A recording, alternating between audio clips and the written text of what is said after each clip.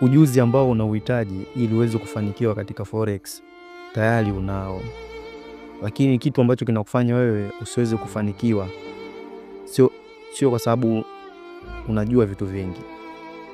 Yani kujua vitu vingi hakufanya ukafanikiwa, ila vitu unavyohitaji ili uweze kutoboa katika forex unahitaji uwe na patience. Kisha kuwa na patience inahitaji uwe pia na consistency.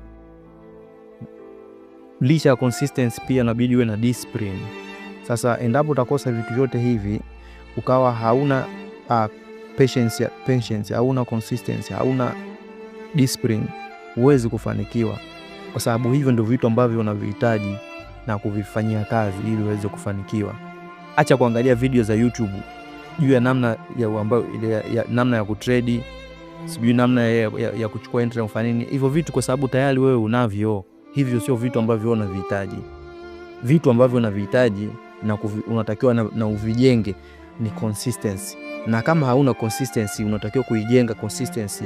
Unaweza ukaanza asubuhi, ukaanza kwa labda wiki hii unaweza kaanza kwa kwenda gym kufanya mazoezi. Yani unahakikisha siku 4 mfululizo zote umehudhuria kwenye mazoezi.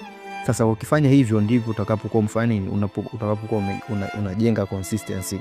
Lakini pia ukitaka sasa kujenga nidhamu, labda wewe hauna discipline katika forex, utajengaje discipline? Unaweza ukaanza labda kwa kuweka ratiba yako ya muda wa kulala kwa kila siku na ukaifuata hiyo ratiba. Ukifanya hivyo kwa kipindi cha mwezi mzima au kwa kipindi cha wiki nzima, wiki 2, ukawa unafuata muda wa kulala kulingana na ratiba uliyojiwekea, utajikuta ni kwamba umeanza kujenga nidhamu. Na pia ukitaka, kwa mfano labda hauna patience, hauna uvumilivu wa kusubiri kusubiri entry zako, basi unaweza pia ukaanza hata kwa kuchagua hobby nyingine mpya ambayo unaweza ukawa unaifanya, kwa sababu trading sio kitu muhimu kuliko vyote katika maisha. Vipo vitu vingi vya kuvifanya, na vitu hivyo ukiwa kipindi ambacho unasubiria entry zako au kipindi unasubiria setup zako, ukiwa sasa unafanya zile hobby ambazo umeanza mpya, hobby labda unaenda labda kuogelea, au labda unaenda kucheza mpira, umeona, au labda unakuwa kipindi hicho unachosubiri labda unasoma kitabu fulani, umeona. Sasa hizo hobby ambazo unakuwa unavifanya apart from forex, kwa hivyo vitu kivijenga ndani ya muda, utajikuta tayari unaweza kusubiri setup zako. Kwa sababu gani? Kwa sababu umeshajenga kitu kingine kipi ambacho unaweza kukifanya kipindi unasubiria setup zako au kipindi unasubiria entry zako zifikiwe. Kwa hiyo anza leo kufanya hivyo vitu, na hii ndio sababu inapelekea 90% ya traders washindwe kufanikiwa.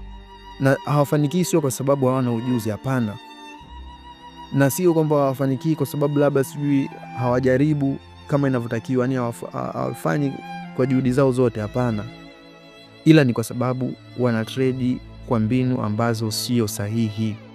Mbinu wanazozitumia sio sahihi. Unatakiwa uamke asubuhi ujiulize, je, kuna umuhimu gani wa kufanya hivi vitu? Na je, ni matokeo gani nitayapata endapo nitafanya hivi vitu katika mpangilio na usahihi unaohitajika?